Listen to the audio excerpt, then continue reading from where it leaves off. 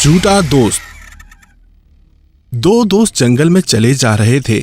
ایک بولا، اگر کوئی جنگلی جانور آ جائے تو میں ہرگز نہ بھاگوں گا، آخر دم تک تمہارا ساتھ دوں گا۔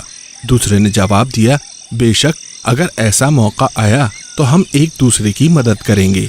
ابھی وہ تھوڑی ہی دور گئے ہوں گے کہ سامنے سے ایک ریچھ آتا دکھائی دیا۔ ریچھ کی صورت دیکھتے ہی ایک دوست بھاگ کر درخت پر چڑھ گیا۔ دوسرے کو درخت پر چڑھنا نہیں آتا تھا۔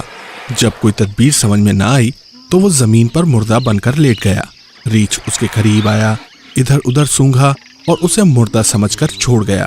جب ریچھ نظروں سے غائب ہو گیا تو پہلا دوست درخت سے اتر کر دوسرے کے پاس آیا اور کہنے لگا، ایسا معلوم ہوتا ہے جیسے ریچھ تمہارے کان میں کوئی بات کر رہا تھا۔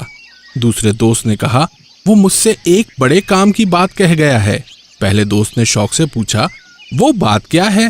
دوسرے دوست نے جواب دیا، ریچھ مجھ سے کہہ کر گیا ہے، جو آدمی وقت پر کام نہ آئے وہ دوستی کے قابل نہیں۔